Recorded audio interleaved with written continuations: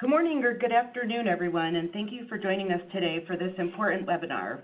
My name is Allison May, and I'm a Policy Associate with the Early Care and Education Project at the National Conference of State Legislatures, also known as NCSL. On behalf of NCSL, I would like to welcome all of you to today's webinar titled Infant and Toddler Data to Support Ready Learners. In addition to our expert presenter, I'm joined by my colleague, Jennifer Palmer, on the webinar today. Hi, everyone. For those of you who don't know, the National Conference of State Legislatures is the bipartisan organization that serves the legislators and legislative staff from all states, commonwealths, and territories. NCSL provides research, technical assistance, and opportunities for policymakers to exchange ideas on the most pressing state issues. NCSL does not advocate for specific state-level issues. We operate offices in Denver, Colorado, and in Washington, D.C. Our Denver office handles state policy research, and the D.C. office advocates at the federal level on behalf of states' rights and interests. Our webinar here today is a platform for information exchange. We'll have time for Q&A at the conclusion of the presentation, and participants can ask questions at any time during the webinar. Please enter your questions into the Q&A box at the bottom left-hand side of this screen.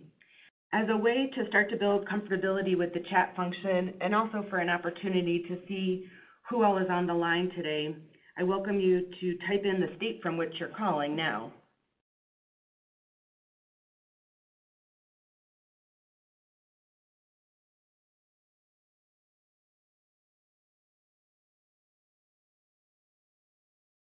Okay. I see some Colorado folks. If anyone else is on the line, I'd encourage you, if you're close to your computer, just to shoot a little note in there to let us know where you're dialing in. Today's webinar is, Today's webinar is being recorded, and we'll have an archive of the webinar live in a couple of days that we'll share. I want to take a moment to thank our sponsor for today's webinar. This session was made possible with funding from 0 to 3 as part of Think Babies, which was developed to make the potential of every baby a national priority. Funding partners for Think Babies include the Perigee Fund and the Robert Wood Johnson Foundation, which supports the public education aspects of Think Babies. NCSL also thanks 0 to 3 and the Think Babies campaign for supporting some of our recent work, which many of you on the line today may find helpful. Last year, we authored a guide to help infant and toddler professionals understand how state legislatures work and how state legislators gather information and develop policies related to early childhood. And as many of you know, state legislators can play an important role in helping infants and toddlers and their families thrive. A recent brief explores related legislative activities and trends.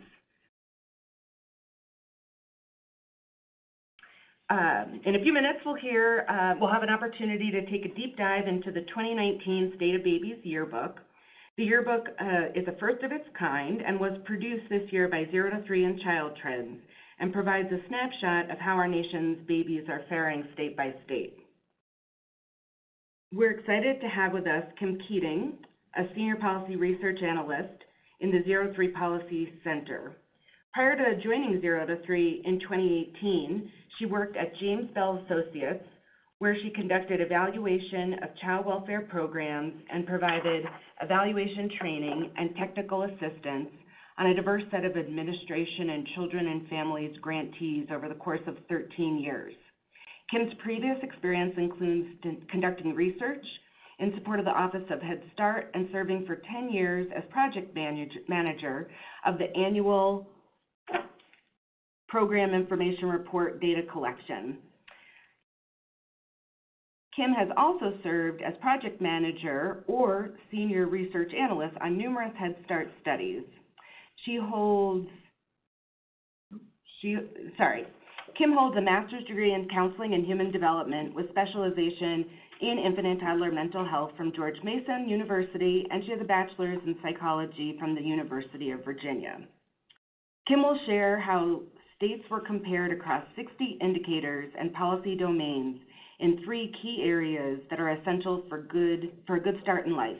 Those include good health, strong families, and positive early learning experiences. Now we're going to move on to the show, but first I wanted to try to do a quick poll with everyone on the line, if you would be so kind. So you should see on your screen in just a moment a question, and we're asking you to think about the topic of today, infants and toddlers, and let us know how many neural connections per second are formed in the first few years of life. We've got 4 choices up there, and I welcome you to pick whichever you think is correct.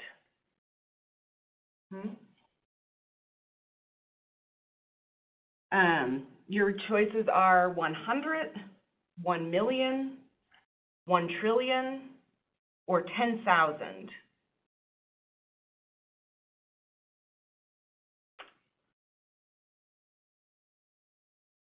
I'm not sure if we might be having some technical difficulties, which it seems that we are. So without further time spent, I will just share with you all that the answer is, I see some, thank you, Lisa Mitchell, thank you. The answer is, Representative Pinto for the win. The answer is 1 million. And we can share some of the information where those pieces are coming from. I think with that, Kim, if you're on the line and you want to unmute, we'll get started with the presentation. And thanks for joining us, everyone. Great. Thank you so much for that introduction, and woohoo on the 1 million. So I'm very pleased to be with all of you this afternoon. Let me just progress my slide here. Apologize for that. To talk to you about the State of Babies Yearbook. For those of you who are not as familiar with 0 to 3, we are a nonpartisan, nonprofit organization that's worked for more than 40 years to ensure that all infants and toddlers have a strong start in life. And the yearbook has actually been a dream of the organization's for several years. So it's really wonderful to see the interest in the data and to have been invited to examine, how the findings might be able to be helpful in your work. The yearbook was designed in collaboration with Child Trends, which is a nonprofit research organization focused on children, youth, and families. And as was mentioned, it's also an initiative of 0 to 3's Think Babies campaign, which is funded by the Robert Wood Johnson Foundation and the Perigee Fund. So during our time together today, what I will do is provide an overview of why and how we developed the State of Babies Yearbook, the first one being in 2019, this year. I'll describe the indicators that we use to examine infants, toddlers, and their families' well-being, and then summarize the findings. Since there are so many indicators, as you'll see in a few minutes, we'll be summarizing the key findings, and particularly those indicators that I know to be are most related to early learning and school readiness. And then we'll look at the implications of these findings for policies. And finally, explore how the yearbook can be applied in the states. As mentioned, we'll open it up to questions and answers, and discussion, but also encourage your questions through the chat box as we move along.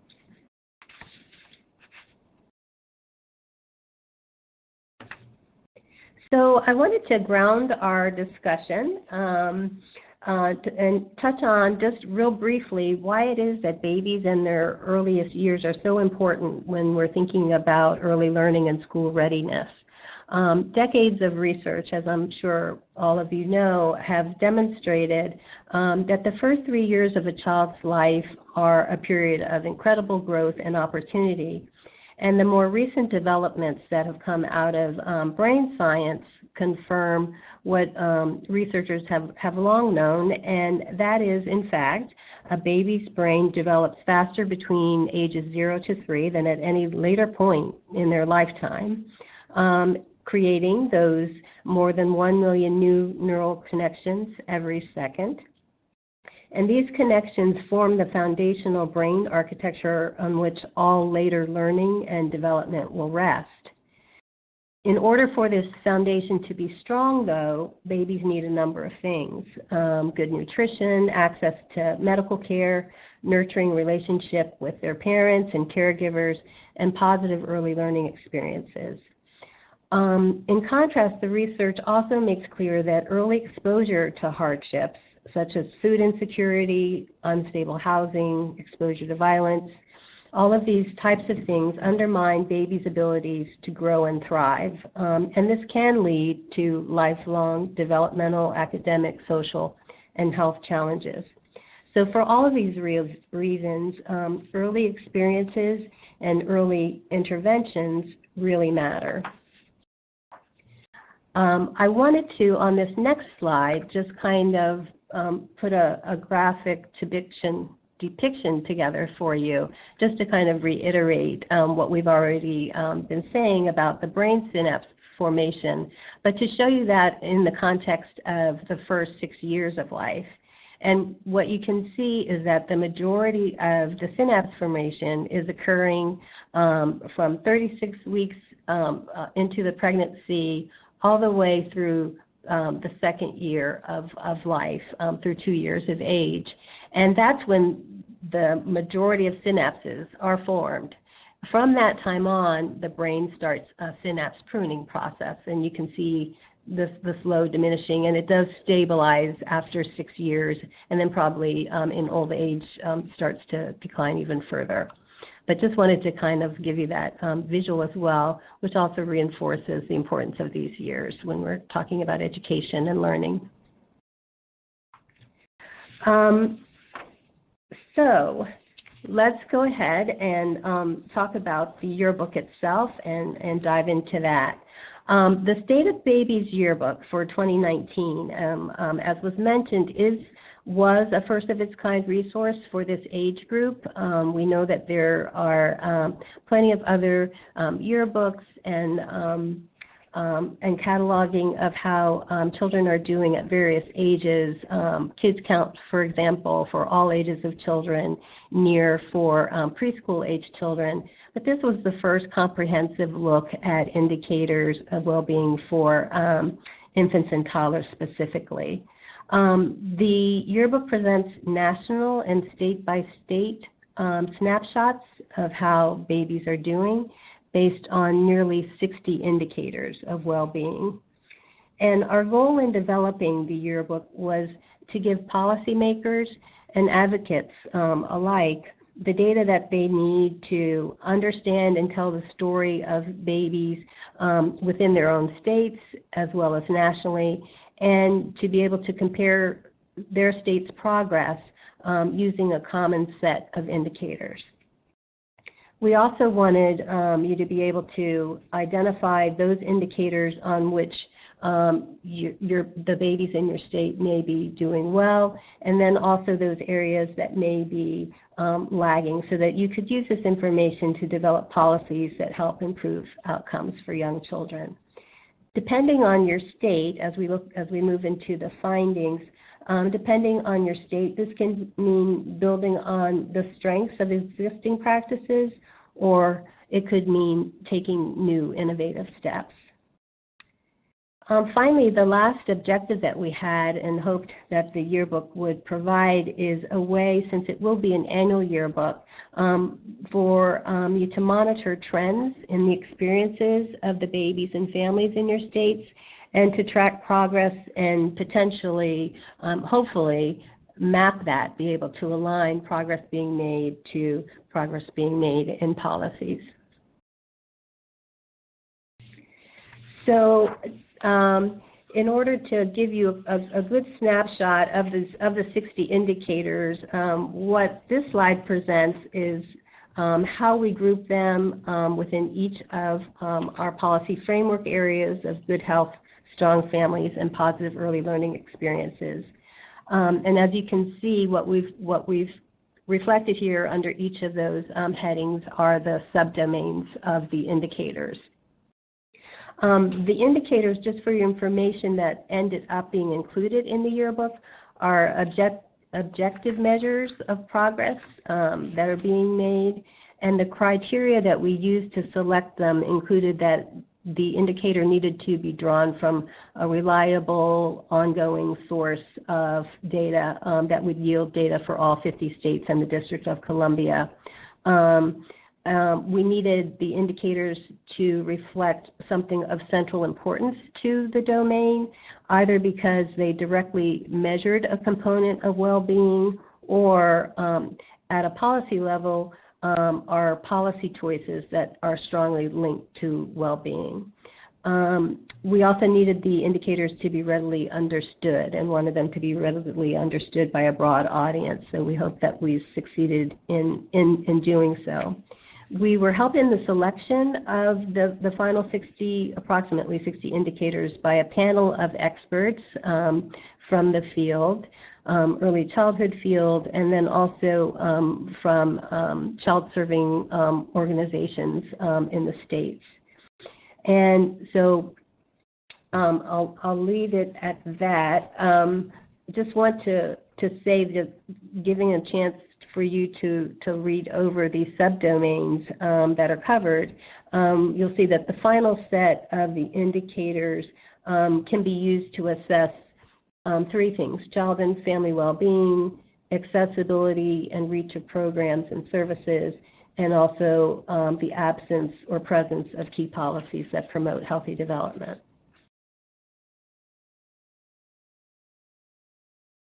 So in addition to the national findings presented in the yearbook, we also develop individual state profiles. If you haven't had an opportunity in the past or before this call to take a look at your own state's profiles, I'd encourage you to do that. They're available if you visit our State of Babies website at stateofbabies.org.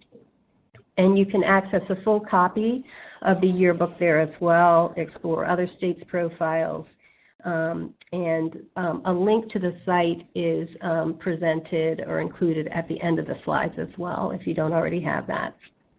But this is a snapshot of a portion of the first page of the District of Columbia's profile, just to give you an idea of the content and type of information presented. The individual state profiles provide information on how the states rank overall when you look at all nearly 60 indicators, and then within each of those domains, how the state performed when compared to all other states. The state profile is a 4-page document. Will also provide key demographics for your state's infants, toddlers, and families. And we also selected some key indicators and some key policy indicators to highlight graphically in each domain. And then on the final page, there's a final summary table of all of the indicators that are non-policy indicators, so that to kind of ease of access to be able to visualize all of them at once. All of the policy indicators are represented in a graphic way that I just mentioned. So let's take a minute to look within each framework area and look at nationally how we're doing when it comes to those indicators that are critical for early learning and readiness for school. So we'll begin with good health. As I'm sure you know, good physical and mental health provide the foundation for babies to develop, not only physically, but cognitively, emotionally, and socially. So access to nutrition and affordable maternal, pediatric, and family health care is essential for a strong start. I wanted to also, for those of you who may not have had an opportunity to see this in the past, I also wanted to just kind of reference for you, and we can provide a link to this after today's session, the still face experiment, which really dramatically depicts the importance of the social-emotional development of children as well. And we'll be talking about that here within the good health domain within a few of the indicators.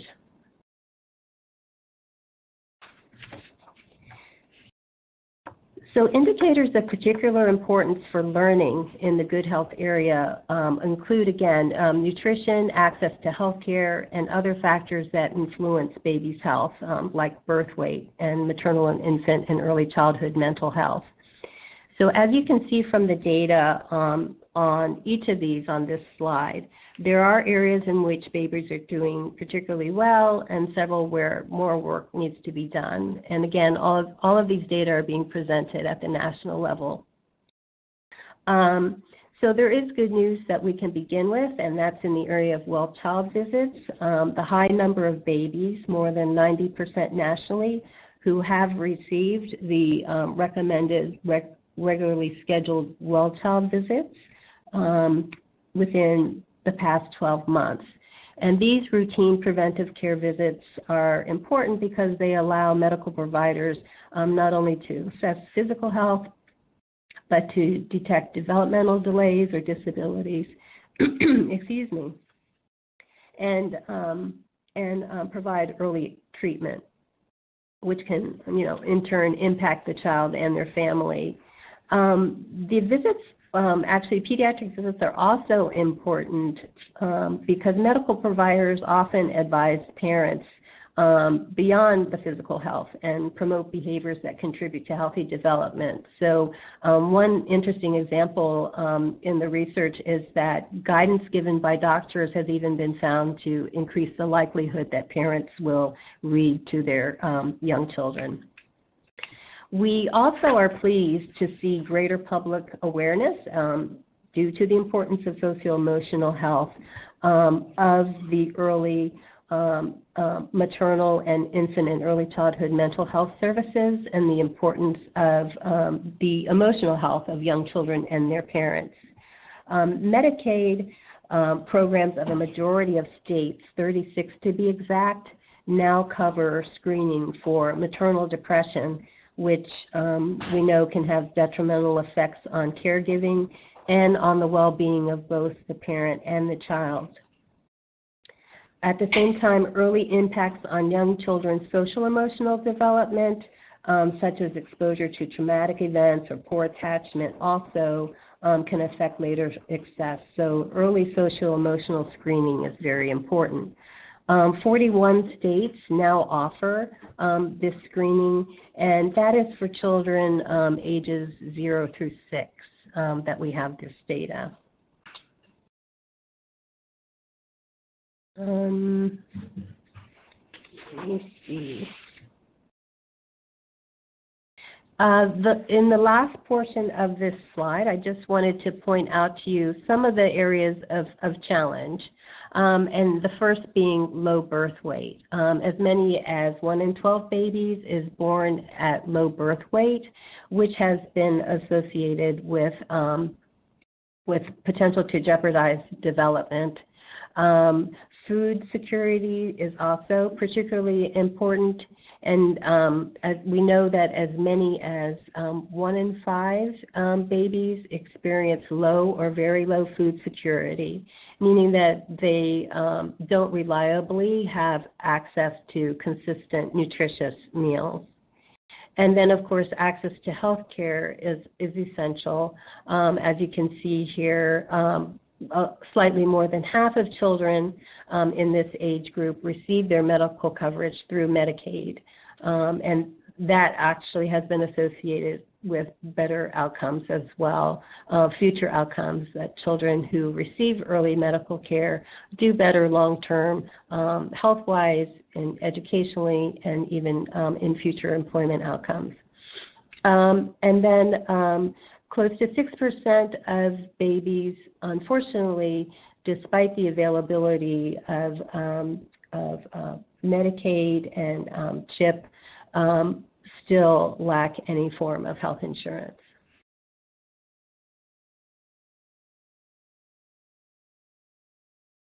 So we'll move from there to strong families, and just catching up here to myself.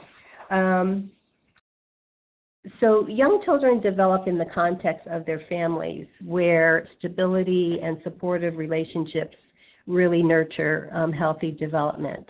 But families of infants and toddlers, particularly those challenged by economic and other forms of instability, really all families need access to resources that help them meet their children's daily and developmental needs. So looking at what we found at the national level in the area of strong families, the key findings here, most of the indicators in this framework area address challenges, as you can see. So it's encouraging that we can start with the fact that using National Survey of Children's Health data, 4 out of 5 families nationally that have a baby do report a favorable level of resilience. They report that in a composite score that they do have challenges and that they feel as a family that they can still persist through those challenges.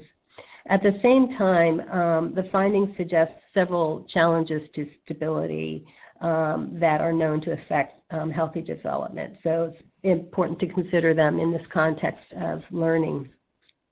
Babies are uniquely sensitive to challenges in their environments, and several, such as economic insecurity, negative housing circumstances, and early adverse experiences can jeopardize development. So we'll look at what each of these indicators mean for early and later learning, starting with probably the most prevalent factor and one that's at the root of many of the other challenges interrelated that we'll be discussing, and that's child poverty. Poverty at an early age can be especially harmful for young children, and research indicates effects on later achievement and employment. While infants and toddlers represent only 4% of the nation's population, they represent 6% of those in poverty. And as you see here on the slide, nearly 1 in 4 babies in America is living in poverty. Housing also has marked effects on development, and that includes housing quality, but particularly stability of housing, and we examined that within the indicators. 2 aspects of that. The first being housing instability, and that's measured by the frequency of residential moves. This plays a role in young children's well-being. Nationally, 2.5% of babies experience housing instability, and this means that they have already moved 3 or more times within their first 3 years since birth. And stability of housing, also the other aspect of it that is significant is crowded housing. And this actually has been found to have more profound impacts on development. In homes where families are crowded, parents have been found to be less responsive to infants and toddlers, and to be more likely to use punitive discipline, for example. So there are some implications for that, and you'll see that more families with infants, babies live in crowded housing, as many as 1 in 6 babies. So that's a national concern. And then finally, with adverse childhood experiences, as many as 1 in 5 babies has already experienced one adverse event within their first year. And all of these data, when you have a chance to look at your state profiles, you are available in the state profile, and you can see how your results compare to those that I'm reporting at the national level. Finally, TANF, in terms of supportive policies and services, the indicators suggested or showed that TANF services, whether through cash assistance or through other family supports, were received by 20.6% of families below poverty level with babies. Home visiting, two-generation approach services that we know are impactful and helpful for families, unfortunately, at this point, are received by far fewer infants and toddlers than could benefit from them. And finally, in this area, we also have an indicator looking at, a policy indicator looking at whether states offer paid family leave or paid family and medical leave. At the time of the report, which we released in February of this year, 7 states were providing paid family medical leave, which we know is so important to allow time for healthy bonding, attachment, encourage breastfeeding, etc. But as of today, 2 additional states have provided family medical leave, and so I'm sure all of you are aware of how much of a policy issue that is of interest right now. So I want to move us along to the last domain, to positive early learning experiences. Infants and toddlers, of course, learn through play and active exploration of their environments, and most importantly, through interactions with the significant adults in their lives. So the quality of these early learning experiences, both at home and in out-of-home care settings, does have a lasting effect on lifelong learning and success. Because babies' early experiences are so influential, parents who require childcare while they work or attend school need access to affordable high-quality care options that promote positive development. And so one of the really critical important areas that lays the foundation for other learning is language and literacy skills. And these skills begin developing at birth and are fostered by parents and caregivers. Long before they're able to read, infants and toddlers develop literacy skills and an awareness of language. And because language development is so fundamental to other areas of learning, the skills developed early in life in this way help set the stage for school success. By reading aloud to their young children, parents help them acquire the skills, the language skills that they need to be ready for school.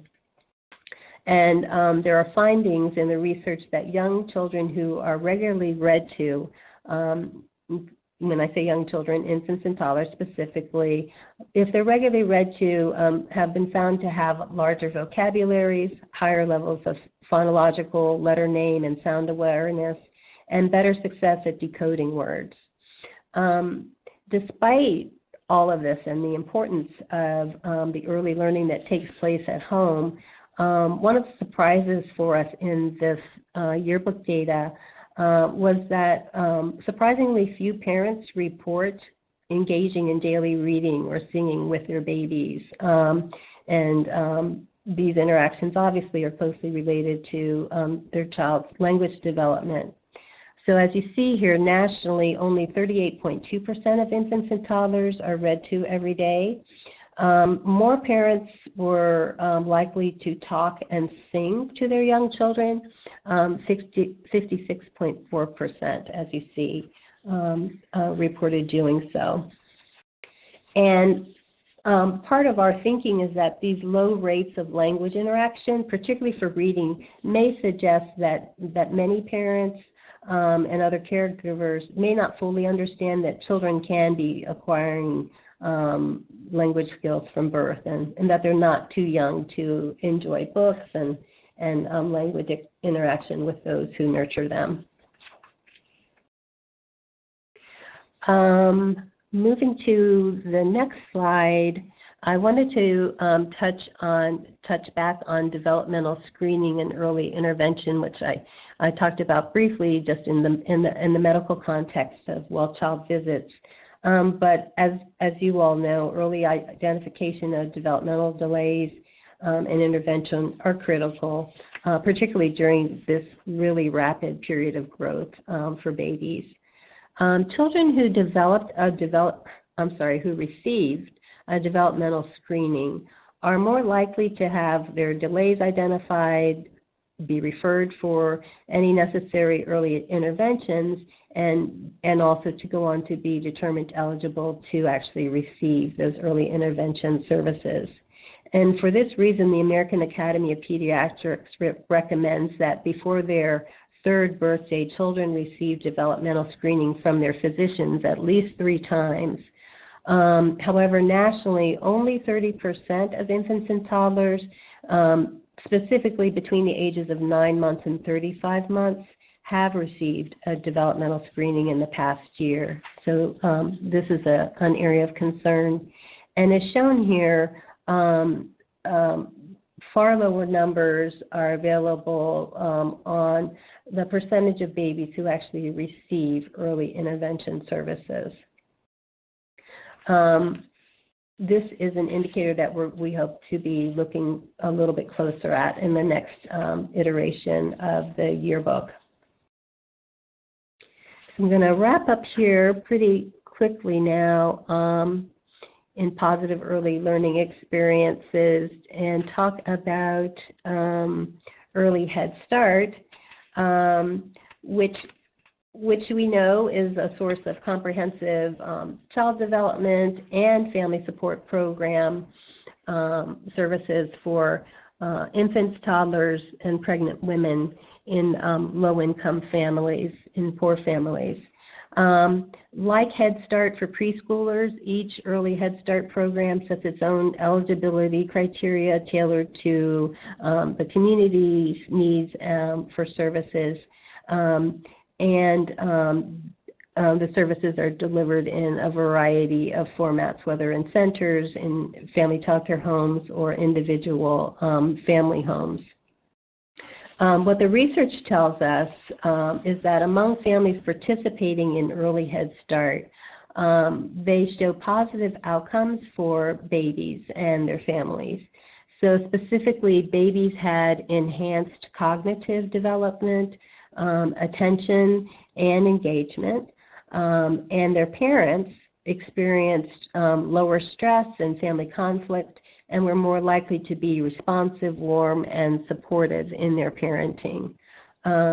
However, given all those benefits, as indicated in our State of Babies data and here on the slide, as few as 7% of eligible infants and toddlers, income eligible, have access to these services. And this is more than likely due to just limited resources and funding.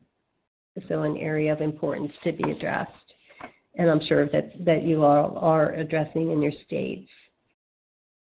Finally, within the positive early learning experiences domain, just wanted to touch on quality childcare and affordable childcare. Childcare costs, as all of us know, can take more than a third of the paycheck of a single parent income in most states. And actually in 28 states in the District of Columbia, the cost of infant care actually exceeds college tuition rates. Despite this high cost of infant care, few families actually receive financial assistance with those costs, though.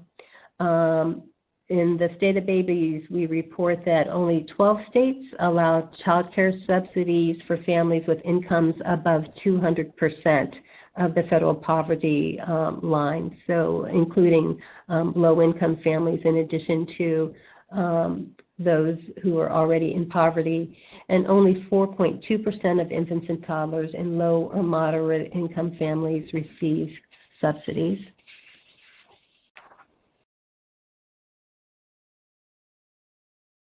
So moving to the next slide. I think that we're going to be talking in just a moment, but I wanted to a little bit more. We're going to move into the segment about application at this point. And I don't know if there are any questions that are waiting at this point. Otherwise, I will proceed with the slide that I have here. And want to point out that all of this broader awareness and deeper understanding of the importance of the early years has led states to implement really creative policy strategies that promote well-being and address what are really unique needs for babies and families with babies. To kind of help with taking in all of this information and also to help states see how other states are using data, we developed a companion brief to the State of Babies Yearbook, which was also released in February of 2019, and that's shown here, promising approaches that work in the states. And in it, we highlight a variety of state initiatives that have helped infants and toddlers have the greatest opportunities to thrive. I encourage you, if you haven't seen this resource before, to also, this can be accessed through the stateofbabies.org website, and simply by clicking on bright spots, and you'll see examples of how some states are addressing the many challenges that are facing infants and toddlers. What I wanted to do was highlight too from that document for you, just to give you an example of the type of information. There's much more detail, but we selected states' experiences across different domains. We also selected states at various levels of sophistication or various levels when it comes to comparison to the nation. So because we realize that there are good things happening in all states, and all of us can have room to improve. So wanted to point out, just since we're talking about early learning, for this context, two states initiatives, Georgia and Washington, D.C. It was Georgia's goal to decrease the financial burden of high-quality infant care, and they wanted to bring quality care to the highest need communities that previously had been without providers. So they modified their delivery model by adding direct grants to programs instead of the voucher system. For really more in-depth information, I encourage you to read the full case scenario for Georgia, but I wanted to point them out as a state that has recently expanded their use of quality-rated subsidy grants, and look at how they are applying them. So in the interest of time, I'm going to move on to the District of Columbia. DC implemented universal pre-K back in 2008. And then building on the momentum and lessons that they learned from that, they passed the Birth to Three for All DC Act of 2018. The legislation passed, but the funding was uncertain. So they began phasing in key points of the legislation first, beginning with the 2019 budget. And within that budget, they included things like address things like the new teacher pay scale, focus on bringing higher education opportunities to the teachers where they were providing the care, to address the burden of the teachers having to go to campuses, et cetera. They expanded home visiting services, and they embedded a Healthy Steps model in primary care doctor settings to be able to also address socio-emotional health in those well-child visits. Their fundraising continues, and they expect this to be a 10-year plan. So again, I encourage you to access the documents and see what's happening in those and other states.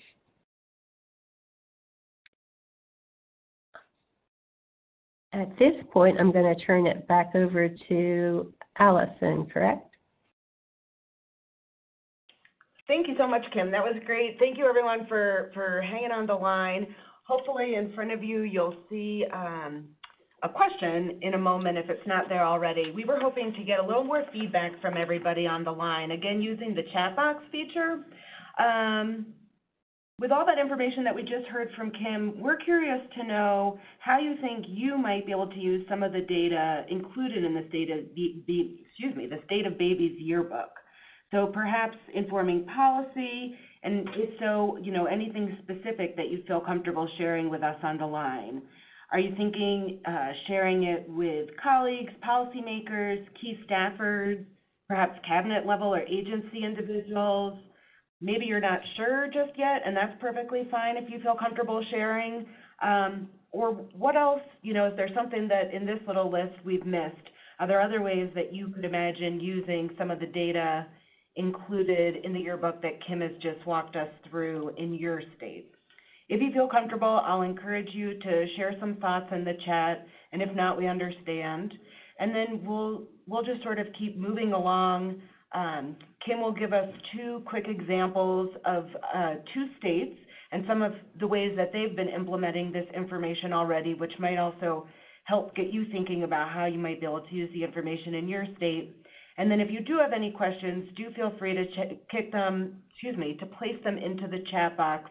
Like I said, two quick examples, and then we'll open it all up for question and answer.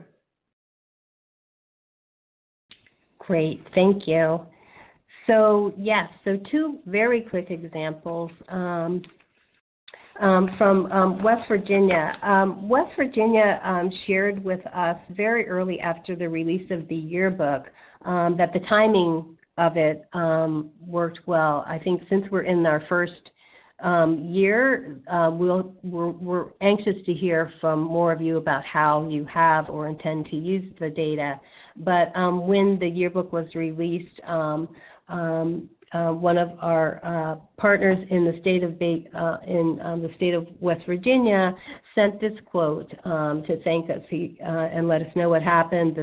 That the State of Babies Yearbook was a tool that helped them as they were about to make some legislative decisions. It came just, as you see here, just as the West Virginia lawmakers were considering expansion of Medicaid coverage for pregnant women up to 300% of federal poverty level. And thanks to having that data available, but also I'm certain thanks to a lot of work there by policymakers and advocates alike, the bill was passed. So that was really encouraging, very first news that we got after release of the yearbook.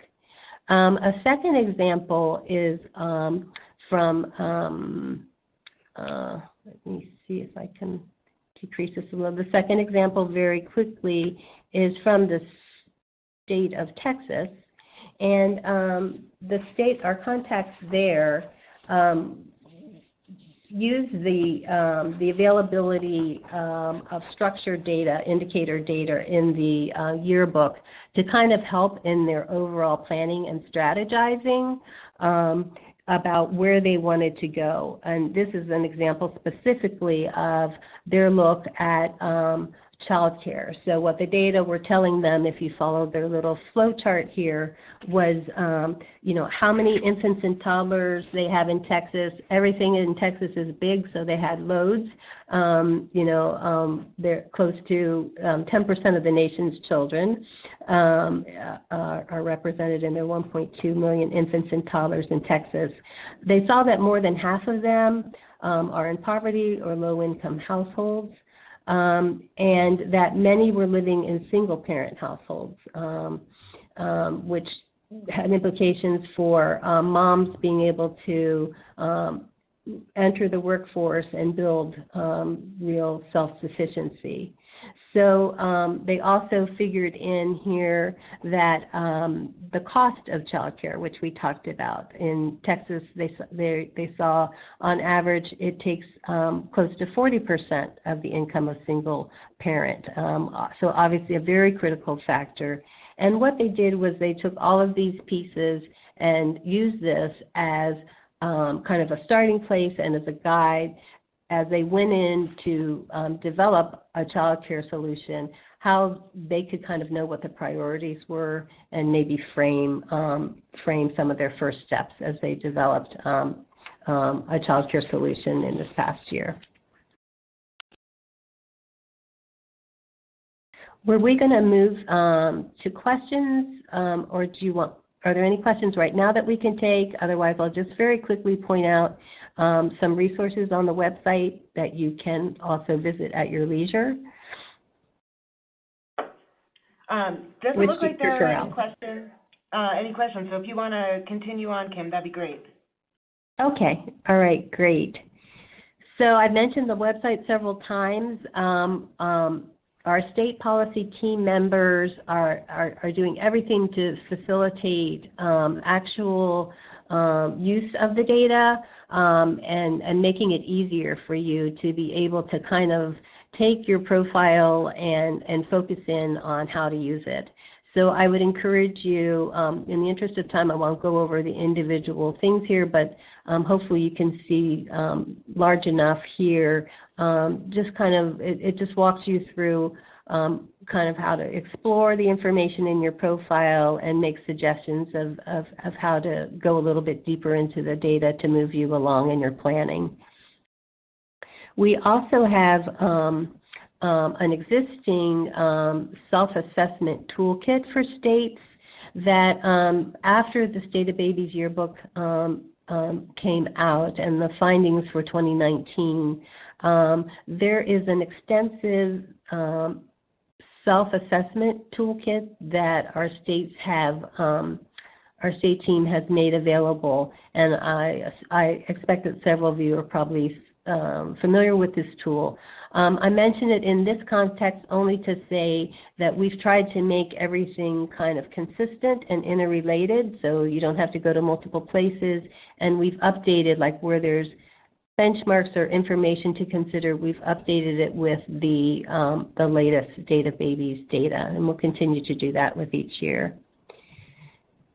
A final piece that we have on the advocacy side, for those who are advocates on the call, we do have a State of Babies Yearbook toolkit that has a lot of templates and guidance and really concrete information about how to best frame the information in a way that it's helpful for you to present it to your policymakers. So we really want to facilitate that communication and make it positive all around for everyone. I wanted to end, before we check in on any more discussion, just by letting you know what our focus is for the next State of Babies Yearbook 2020. We're anticipating release of that in a similar time frame, and so we're actively working on that now. We, in this year, have refined the indicators. We have circled back with our technical experts, looked at what has worked well, and where we may want to add some additional indicators. So we'll keep you posted on our developments there, and expecting a February, March timeframe, most likely to be the release of the next yearbook. So stay tuned to how your states stay the same or change in their experience. We also wanted to expand the focus that we started in the first yearbook on equity by more in a more meaningful way, breaking out the indicators, initially by race and ethnicity, also by income, and we're hoping by urbanicity as well, because we know that there are a lot of parallels when you look at each of these subgroups, there are a lot of parallels between what's happening in rural America to some of the challenges are very consistent. So as a start on that, we're going to have special briefs focused on equity, and we're going to begin with the release of the yearbook this year with a special equity brief that addresses the disparities in maternal and infant birth outcomes, maternal health and infant birth outcomes based on race and ethnicity. We are also in modes of continuous quality improvement and hope as the yearbook and the website have been used more in depth. We'll look back at that experience, and we are deepening the data that's presented there. And we've also built in more interactivity so that you can look at the data by subgroup this year. So have some exciting changes coming up in the very near future in the spring. So thank you very much for your attention, and I'd be happy to take any questions if you have any. Okay, great. Thank you, Kim. We do have just a few more minutes right now. That was wonderful information. If anyone does have a question, please feel free to share it in the chat box. If you end up coming up with some clarifications or questions for either Jenny or I at NCSL or Kim at 0 to 3 after the fact, feel free to shoot us an email, and we can certainly get the information to you. In the interest of time, and again, if you do have questions, please email or shoot a note in the chat box. But in the interest of time, I just want to close out the webinar by sharing a little information with you. I hope that we will see some of the folks on the line today at NCSL's Capital Forum, which is going to be next month in Phoenix, so a nice warm place to be in December. And you can see a little bit about the forum on the slide in front of you. And then here are some resources. So this webinar, as mentioned before, will be archived shortly. And you can see some of the resources that we have online along with our faces and our contact information. And finally, I just want to let you know at the end of the webinar, we will have a brief survey that will pop up on your screen. And we really do appreciate if you'll just take a few moments, shouldn't take you more than a minute or two, to give us some feedback so we can think about ways to improve in the future. And I think with that, thank you all for joining us, and have a wonderful afternoon.